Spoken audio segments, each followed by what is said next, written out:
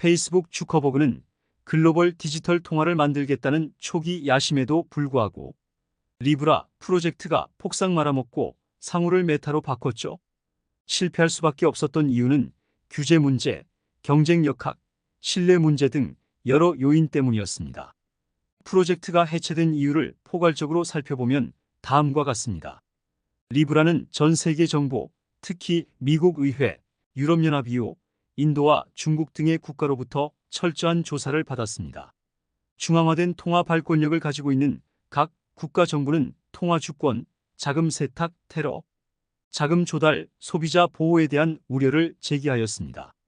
특히 미국 의회 청문회에서 페이스북의 CEO 마크 주커버그와 리브라의 데이비드 마커스 대표는 의회에서 증언했고, 국회의원들은 페이스북의 글로벌 통화 관리 능력에 대해 회의적인 입장을 표명했었습니다.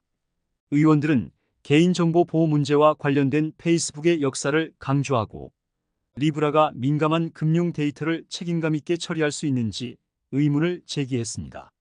또한 리브라의 스테이블코인 접근 방식은 잠재적으로 개별 국가 통화 정책을 불안정하게 만드는 것으로 간주되었습니다.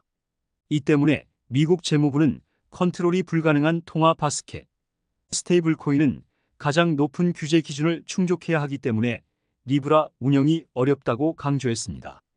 중국에서는 디지털 위안화와 같은 CBDC의 출시를 앞두고 있던 상황에서 리브라가 국가 통화를 약화시킬 수 있다는 우려를 부각시켰습니다. 이 때문에 많은 정부는 리브라의 영향력에 대응하기 위해 자체 CBDC 프로젝트를 가속화했습니다. 또한 전통적인 금융기관 특히 월스트리트는 리브라를 기존 결제 및 통화 시스템에 대한 위협으로 간주했습니다. 은행과 결제회사의 강력한 로비는 규제기관에 압력을 가해 조사를 강화했습니다. 특히 페이스북의 개인정보 보호 스캔들로 인해 정부와 대중마저도 페이스북이 민감한 금융 데이터를 처리하는 것에 대해 회의적이었습니다. 이는 가장 중요한 신뢰 문제로 인해 잠재 사용자들 사이에서 리브라가 수용되는 데 방해가 되었습니다. 초기 사업에 참여했던 비자, 마스터카드, 페이팔, 스트라이프 및 이베이와 같은 주요 창립 멤버 역시 위와 같은 규제 압력으로 인해 탈퇴했고, 이러한 핵심 구성원의 손실로 인해 컨소시엄의 신뢰성과 안정성이 약화되었습니다.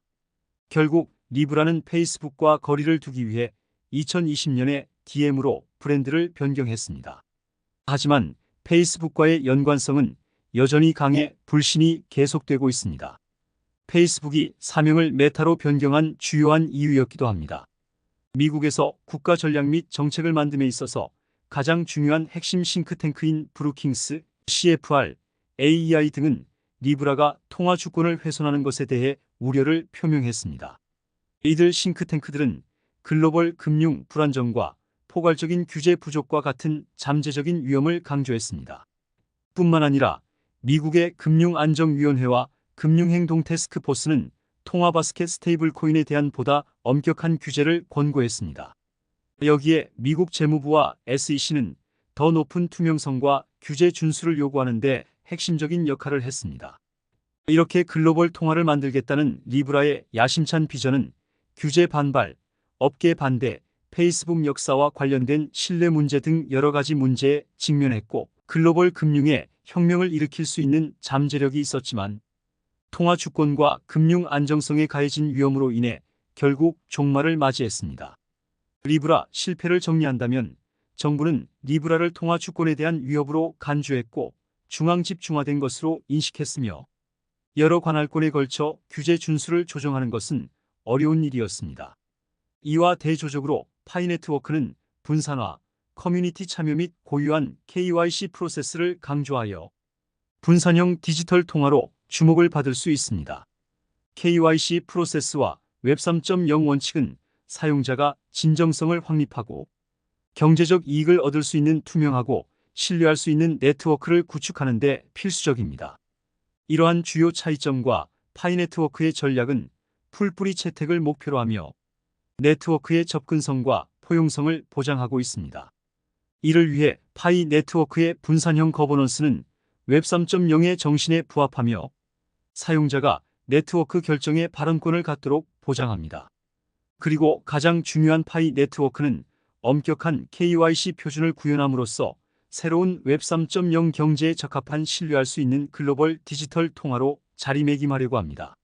디지털 통화에 대한 이러한 접근 방식은 투명성, 신뢰할 수 있는 AI 및 국제 협력이 핵심 우선순위인 광범위한 미국 AI 및 블록체인 전략과 잘 일치합니다.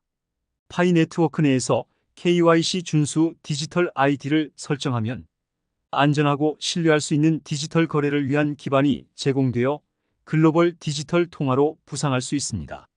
다음 영상은 미국의 AI 블록체인 전략이 왜 파이 네트워크와 일치하는지에 대해 자세히 말씀드리겠습니다. 파이코인은 미국의 정책 방향에 맞춰 차근차근 진행하고 있다는 점을 인지시켜 드리겠습니다. 내용의 깊이에 놀라셨다면 혼자만 알고 있지 마시고 주변에 공유하시어 다 같이 손잡고 물병자리 시대로 나아갑시다.